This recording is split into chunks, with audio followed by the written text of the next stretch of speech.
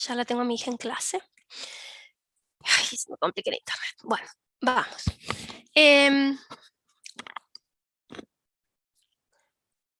¿Estamos de vuelta? Configuración de descripción instantánea. Jóvenes, una cosa más. La asistencia que vale es la que tomo a partir de ahora, excepto María, que es la que avisó que se iba. El resto, por favor, ponga presente. Ya. ¿Sí?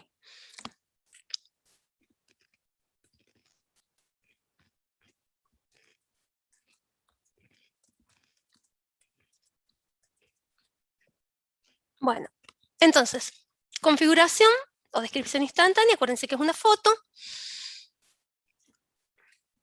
Observen cómo está marcada acá, estado actual, QT, la cadena alfa en el instante t rodeada por los blancos y n posición de cabezal. Miren que n es un número entero que puede ir de menos infinito a más infinito. ¿Estamos? Bueno, y alfa perteneciente a el alfabeto símbolo de cinta asterisco, porque podría ser la cadena vacía. Bien. Configuración inicial, K sub 0, con estado inicial, la cadena inicial, con rodeada por blanco. Fíjense que el cabezal en la posición 1, porque dijimos que comienza a la izquierda en la posición 1. La configuración final, en un estado Q sub n, con alfa, como esté en el tiempo n, en posición del cabezal, con la máquina detenida. Y si además el estado Q sub n es de aceptación, es configuración de aceptación.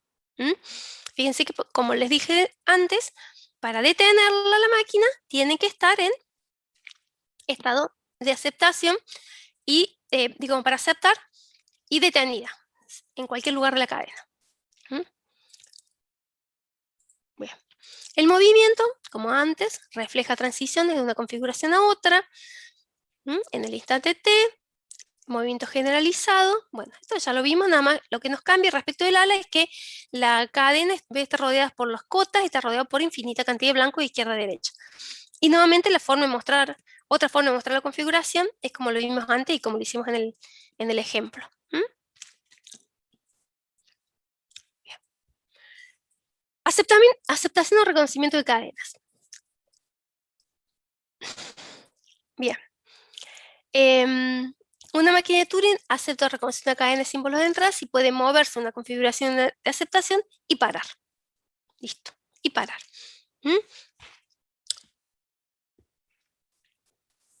Bien. Bueno. ¿Estamos hasta acá? ¿Con esto alguna duda en todo lo que vimos hasta ahora? Interpretaciones de la máquina de Turing. Y esto es un poquito, vamos a reforzar un poco lo que ya vimos de máquina de Turing y autómata linealmente acotado. En este aspecto, las dos máquinas, los dos autómatas se parecen mucho. Por eso es que se los trabaja juntos. Y además, bueno, porque nuestra energía, digamos, el estudio lo profundizamos. El estudio que profundizamos el de máquina de Turing, no así el de autómata linealmente acotado. Entonces, bueno, por eso los trabajamos juntos. Tanto ALA como máquina de Turing se puede interpretar de dos maneras, como reconocedor del lenguaje o como ejecutar el procedimiento. Esto ya lo hemos hablado, pero lo hacemos. Como reconocedor del lenguaje, es decir que la entrada es una cadena alfa, perteneciente al alfabeto de símbolo de entrada asterisco, y la salida va, o sea, lo que nos va a dar la máquina de Turing, que la acepta o la rechaza. Y como ejecutora de procedimientos, se enfoca en la salida, por ejemplo, y bueno, la entrada es alfa y la salida va a ser beta perteneciente al alfabeto de símbolos de cinta. Otro ejemplo de máquina ejecutora de procedimiento sería aquella en que la salida no está representada por la cadena final, sino por una sucesión de estados alcanzados. Por ejemplo, un electrodoméstico. ¿Sí? Yo lo podría modelar con una máquina de Turing en el que lo que me interesa es que haya pasado de un estado a otro, o sea, no sé, cargo agua, cargo jabón, lavó, cargo suavizante, centrifugó y terminó, ¿sí? Por decirles algo así. Rápido. Entonces, ahí no voy a tener ninguna salida en la máquina, sino que la salida va a ser la ropa limpia. Pero yo la podría modelar, digamos, con una máquina de Turing, pero eso se vería no solamente, no en la cadena propiamente dicha, sino también en los procesos. ¿Se entiende? Sería otro ejemplo.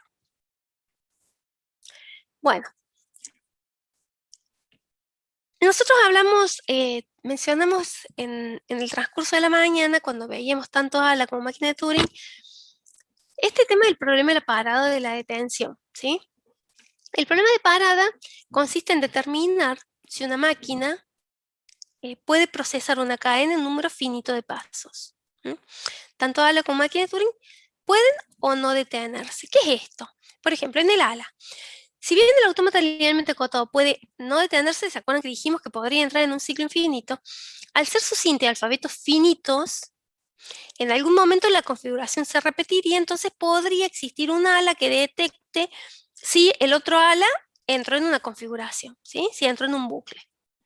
Pero con la máquina de Turing es un poco más difícil esto. ¿Por qué? Porque al tener cinta infinita, podría que este ciclo repetirse, pero en una posición muy lejana de la cinta, entonces sería como más difícil de detectar. Entonces, la máquina de Turing también puede no detenerse, pero al ser su cinta infinita, no puede siempre saberse si entró en el bucle. Entonces, por eso decimos que el problema de detención en la máquina de Turing es indecidible. Indecidible es por decisión, ¿no? O sea, indecidible viene de decisión. Esto de no se puede decir si se puede detener la máquina de Turing. Fíjense esto. Indecidible en el sentido de Gödel. Gödel fue un científico que expresó dos teoremas importantes. Vamos a leer esta definición y después lo vemos a Gödel. Entonces, el problema de la detención de la máquina de Turing es indecidible. Esto es, que no existe una máquina de Turing que decida si la otra máquina de Turing se detiene. Es decir, que pueda resolver el problema de parada. Por eso es que está este problema en la máquina de Turing. Esto de indecidible en sentido de Gödel significa que Gödel, mira, en 1931, es matemático, él estableció dos teoremas que habla de proposiciones indecidibles. Esto de poder decidir sobre otra cosa. Uno de los teoremas decía, fíjense, lo escribí acá abajo, que bajo ciertas condiciones ninguna teoría matemática formal es consistente y completa. ¿Qué significa consistente y completa? ¿Qué significa consistente? A ver, ¿saben ustedes? ¿Alguien que me diga qué significa consistente?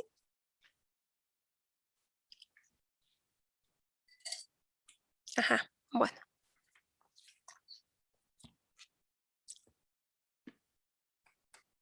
Nadie. Que permanece en el tiempo. ¿No te fuiste, María? Sí. Sin cambio, puede ser que tenga relación con el tiempo, pero también, volviste, genial. Pero también, eso es, que permanece en el tiempo, pero también que no tiene huecos, digamos, ¿sí? Que no tiene cuestiones sin comprobar, que no tiene, que no tiene inconsistencias, ¿sí? O sea, consistente y consistente, tienes razón, no puedo usar esa palabra. Que no hay situaciones sin prever y sin estudiar. Eso sería consistente, que todo está previsto, estudiado. Entonces, uno de los teoremas dice que bajo ciertas condiciones ninguna teoría matemática formal es consistente y completa. O sea que a toda teoría le falta algo. Y el otro dice que si el sistema de axiomas en cuestión es consistente, no es posible demostrarlo mediante sus propios axiomas. ¿Se acuerdan qué es un axioma? Eso lo vimos, creo. Lo charlamos ya alguna vez. ¿Se acuerdan qué es un axioma? Una afirmación que no necesita demostración. Exacto. Bien, entonces el segundo teorema dice que tenemos un sistema de axiomas que si ese sistema es consistente no es posible demostrarlo mediante sus propios axiomas. Entonces, ¿qué es lo que está diciendo acá? Que no hay ninguna teoría formal, consistente y completa y que esa teoría no puede ser demostrada por sí misma, con sus propias herramientas. Entonces, con estos dos elementos de Gödel, aparece esto, que dice que no existe una máquina de Turing, o sea, se deduce, se ha estudiado, en realidad son investigaciones que se han hecho, ¿no? No los vamos a profundizar, pero sí queremos presentarlas y que sepan que existen.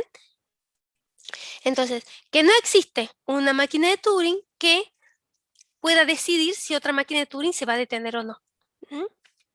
En eso consiste el problema de parada. ¿Por qué? Porque podría entrar en un ciclo infinito y no detectarse. Y el fundamento para esta demostración está en los teoremas de Gödel. ¿Recuerda si está el halting problem? ¿Vos sabés que no lo vi? Está nombrado por ahí, está nombrado así mezclado, pero no como título aparte. Yo lo traje como título aparte porque, bueno, así convenimos que se iba a dar, digamos, profe. ¿Sí? Bueno, ¿estamos hasta ahí? Y el otro tema interesante que tiene relación con lo que vamos a ver la clase que viene, pero que se los tiro así como para que lo vayan masticando, como digo yo, la vayan madurando, es este tema de la función computable. Turing con Church trabajaron mucho en lo que es la computabilidad, ¿no? ¿Esto qué? ¿Qué es una función computable? Computable y calculable, ¿no? En realidad lo traigo ahora porque esto habla de la capacidad de cálculo de la máquina de Turing, nada más, pero lo vamos a dejar acá porque lo vamos a trabajar bien en la clase que viene. Turing conjeturó que su máquina era capaz de computar cualquier función que fuera calculable. O sea, computar y calcular. Computar es poder hacer el cómputo, ¿no? Entonces luego se demostró que la máquina de Turing podía calcular cualquier función de las calculables de Church. O sea que acá decimos que la máquina de Turing tiene infinito poder de procesamiento. Hoy se considera que la máquina de Turing es el modelo formal más general en cuanto a poder de cálculo, por lo que se dice que si un problema es computable, solo sí puede ser resuelto por una máquina de Turing. Ya vamos a ver bien estos conceptos en desarrollo, los vamos a desarrollar en la clase que viene, pero lo que nos interesa acá es esto, ¿no? Que un problema es computable si puede ser resuelto por una máquina de Turing. Usted me va a decir, bueno, pero la máquina de Turing con esta herramienta es un viaje. Sí, es un viaje. O sea, nadie dijo que fuera fácil armar o establecer un algoritmo que pueda hacer un cómputo utilizando una máquina de Turing.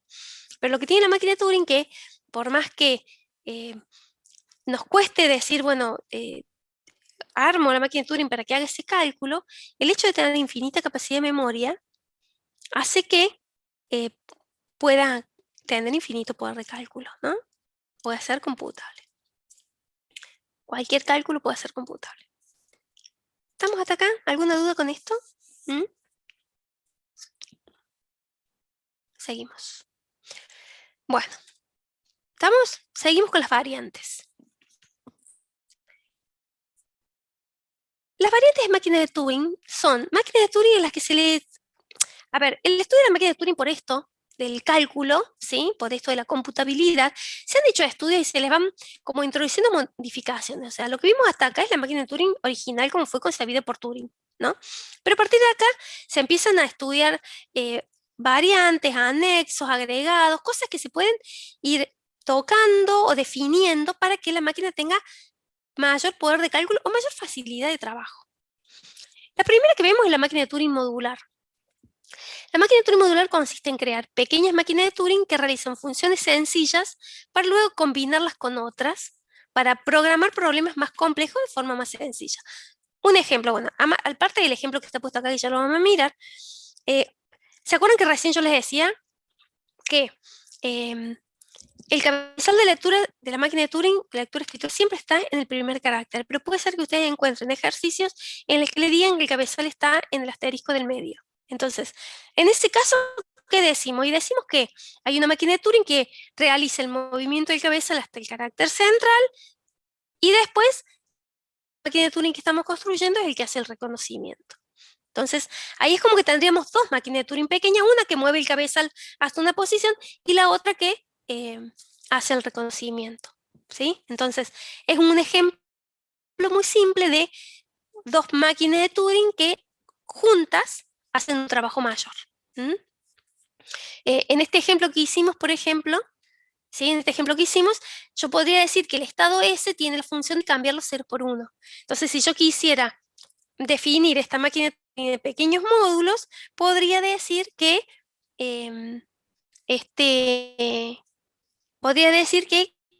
cada estado tiene una función, digamos. ¿Se entiende el concepto de módulo?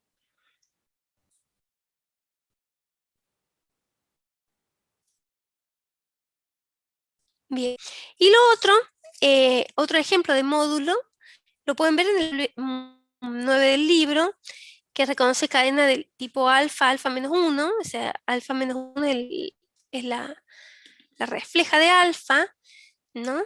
Entonces, bueno, es un poco lo que habíamos dicho recién, construir una máquina de Turing que vaya y se posicione en el símbolo del medio para poder después ir haciendo la comparación, ¿no?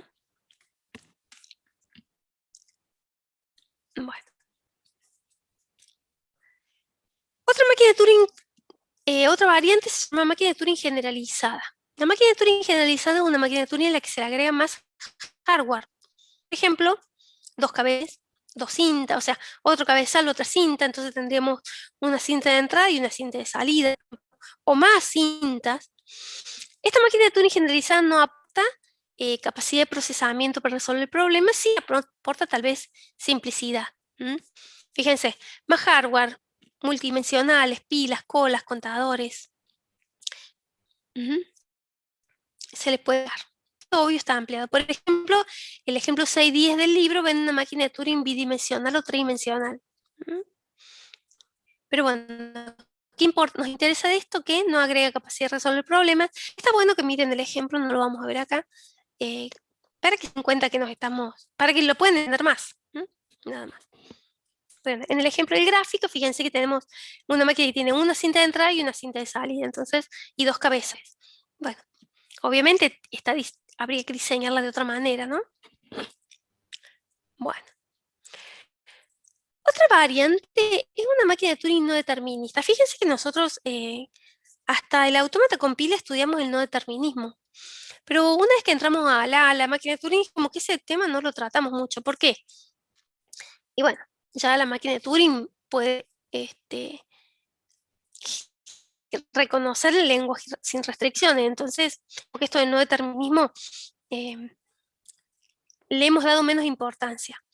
¿Qué sería no determinista? Que desde un estado, leyendo un símbolo alfabeto distinto, transite más de un estado.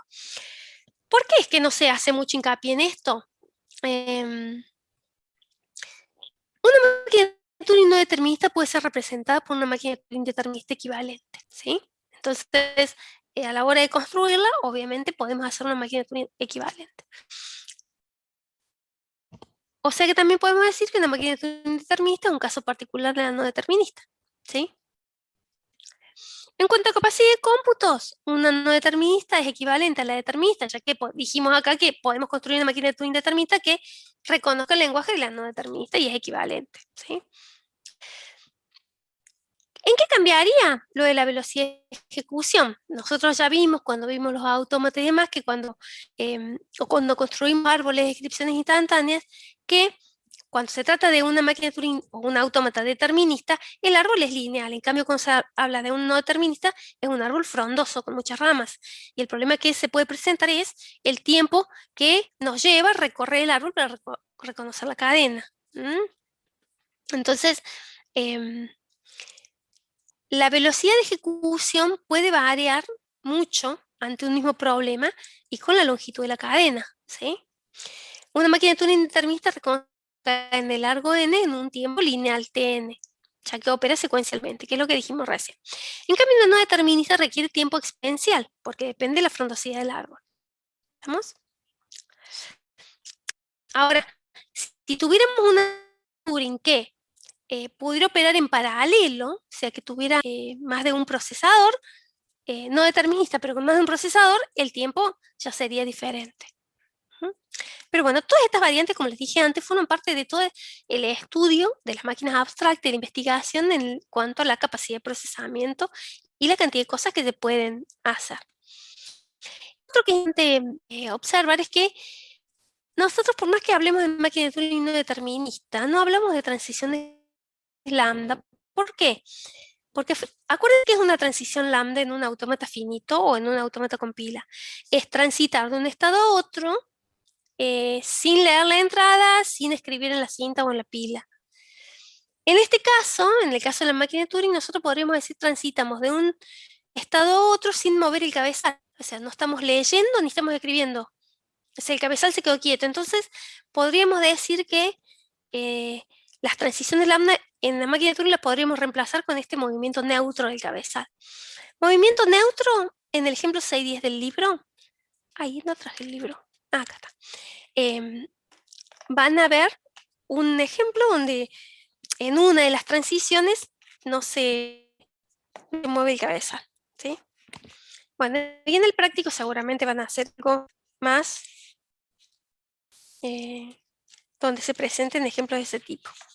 Sí, el ejemplo 6.10 acá lo tengo. ¿Mm?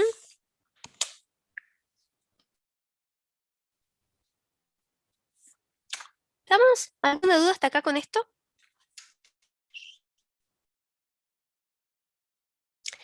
Universal es una máquina de Turing que puede leer de su cinta otra máquina de Turing. Wow.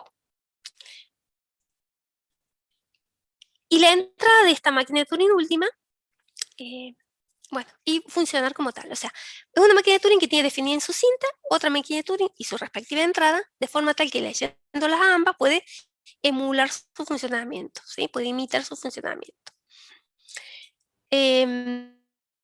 Bueno, se han hecho muchos estudios de estos, muchos estudios de gente que sigue investigando sobre estas cosas, sobre lo que es la teoría. Bueno, esto forma parte de la teoría de la computación y del procesamiento.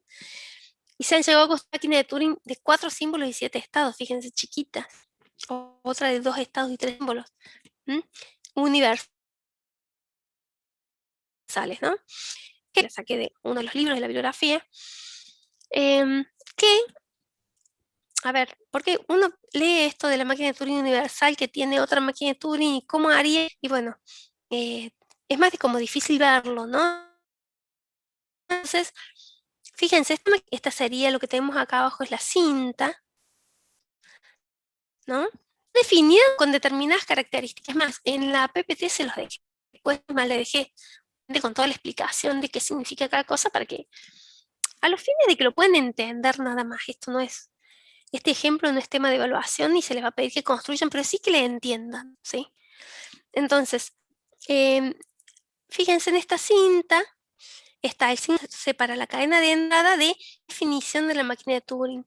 Y esto está definido separando cada uno de los registros de la nueva máquina de Turing, separados por estos numerales, y cada registro, como está puesto acá en este cuadro, tiene los elementos que necesitamos para el procesamiento, es decir, el estado actual, 0, el alfabeto, el elemento es el cabeza, ¿sí? A la derecha. En cada registro están todos esos elementos, entonces, ¿qué va a hacer esta máquina de Turing? Y va a leer lo que tiene que hacer en el registro y va a ir acá a la izquierda y lo va a hacer, ¿sí? Ah, sí, a ver, se está cortando, chicos.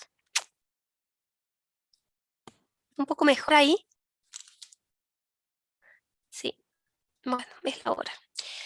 Entonces, es lo que les decía, ¿sí? No sé si lo pudieron escuchar.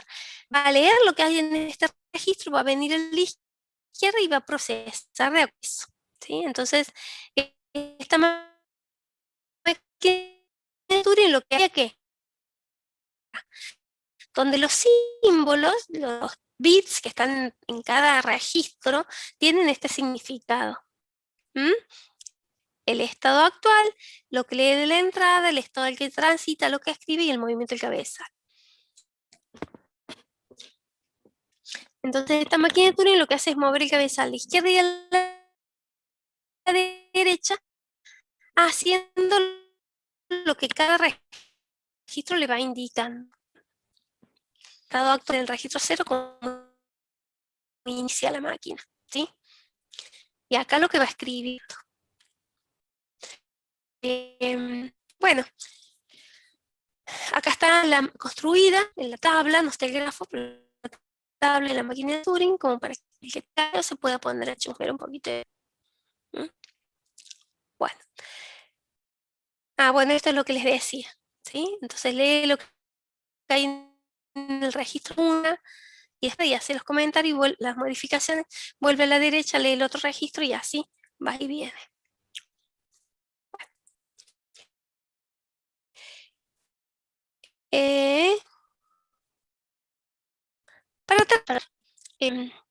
Bueno, hay gente que sigue aplicando la tecnología para seguir haciendo estos estudios. Había un Church Turing, ¿ven? Decían que podía existir una máquina con oráculos en el que al existir una función que era un oráculo, algo medio mágico, que pudiera decir cómo resolver algún problema. Algo más concreto es una máquina de Turing única, que esto sí, se está estudiando con más seriedad. Fíjense que es relativamente nuevo. Tenemos tecnología en 1985, que es donde cada bit es un bit cuántico. Y un bit cuántico es una máquina de estados. ¿Sí? Entonces ya es un poco más potente. ¿Mm? Y bueno, y para jugar un poquito, para que miren e investiguen cómo funciona, fíjense en esta página, hay una máquina de Turing construida con Legos, que funciona un poco como funcionaban las primeras máquinas que leían. Me hizo acordar a las primeras redes neuronales, ¿no? Como hacían cuando la vi, cuando hacían para leer y memorizar los símbolos. Bueno, esto, a ver, simplemente para que miren y puedan, bueno, afirmar un poquito más todo lo que hemos visto. Nada más. ¿Mm? Todo, obviamente, esta curiosidad es solo una curiosidad de evaluación. Complejidad, que eso es la clase. Eh, eh, ¿Alguna duda? ¿Se entendió? Yo sé que fue bastante bueno, así ya podemos estar al día.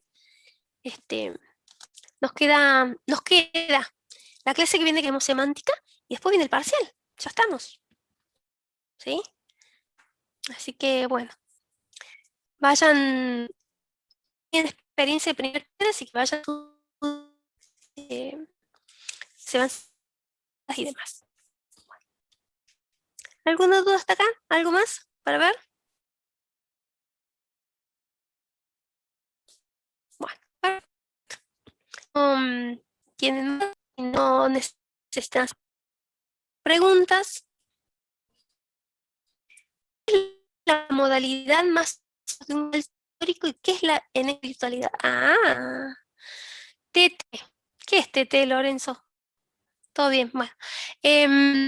¿Cómo es? De un final es así. Ustedes van a hacer dos, suponga que quedan regular. Una carita. Ah, bueno, me llegó mal. Supongan que alcanzan la regularidad. Tienen que rendir el cuestionario práctico, el cuestionario teórico y después pasar al oral. Supongan que promocionan práctico. Tienen que rendir el cuestionario teórico y después pasar al oral. Para alcanzar la aprobación directa, tienen que haber aprobado los parciales y pasan al oral. Así nada más. Solo eso. ¿Mm? ¿Estamos? ¿Emilio? Una consulta, dime, Sabrina. ¿Por qué el signo de pregunta, Emilio? El oral es así, Zoom, cara a cara.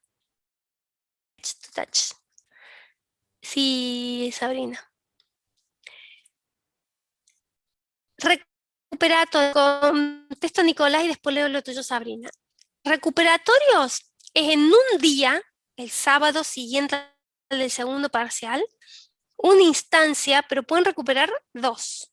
Dos de cuatro. O sea, ustedes van a haber tenido, voy a poner cámara para que miren los dedos, porque estoy metase dibujito con los dedos y no. Ustedes van a haber tenido primer teórico, primer práctico, segundo práctico. Cuatro. De esos cuatro pueden recuperar dos. Primer teórico y segundo teórico, primer teórico, primer práctico, teórico y segundo teórico, primer práctico, segundo, lo que sea. Dos de cuatro. Cualquier combinación. Bien.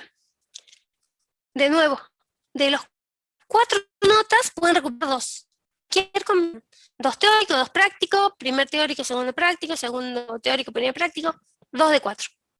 ¿Mm? Listo, corto la imagen. Dos de cuatro.